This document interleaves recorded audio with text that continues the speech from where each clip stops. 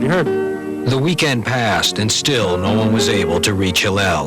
Then on Monday, June 27th, the horrible truth was discovered. Police entered Hillel's apartment and found his body. Authorities believe a few days prior, on June 25th, 1988, 26-year-old Hillel Slovak had overdosed on heroin. The night he called me and said, "I love you," he knew he was going to do heroin that night. He was ashamed of it, I'm pretty sure. He was like, how did I get wrapped up in this drug?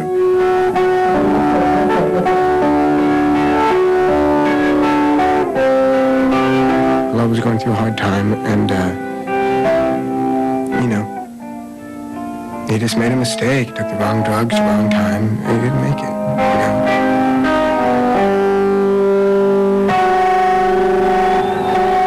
I did not accept the news. I was, very much under the influence when I got it. I came back after being gone for a few days from my house, and my girlfriend told me, and I just refused to accept it. Anthony, having lost one of his closest friends, escaped to a small fishing village in Mexico. There he tried in vain to kick heroin on his own. I didn't actually stop using at that point. For whatever reason, you would think your best friend dies, okay, I've had enough. But it doesn't work like that, at least with my experience. 10 days later, Anthony returned to Los Angeles and checked himself into drug rehab.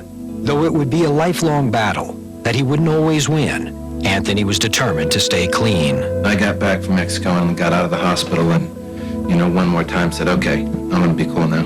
And then it was Flea and Jack and myself and our manager, Lindy, sitting on a sailboat in the Pacific Ocean, and we decided to talk about what we were gonna do. Saddened by his friend's death, Jack Irons quietly announced that he was leaving the band. And he left, and sort of Flea and I looked at each other and we said, what do we do? My friends are so depressed. After losing their guitarist and drummer, only 2 of the Chili Peppers' 4 founding friends remained. But Anthony and Flea decided to carry on.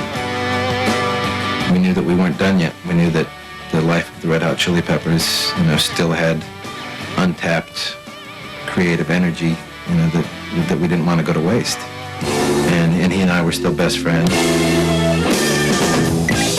For a new guitarist, they didn't have to look any further than one of their biggest fans, 18-year-old guitar prodigy John Frusciante.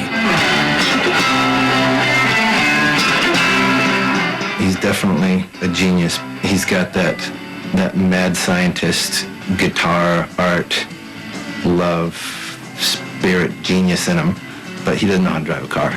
He doesn't have a credit card. He doesn't function in the same road with the rest of the world, which is what makes him great. When I first joined the band when I was 18, Flea and Anthony called me up. I kept real cool when I was on the phone with them, and then I hung up the phone and I screamed, "Calling the Red Hot Chili Peppers!" And I ran across the house and I jumped up on a wall, and there was like these footmarks on the wall of that apartment.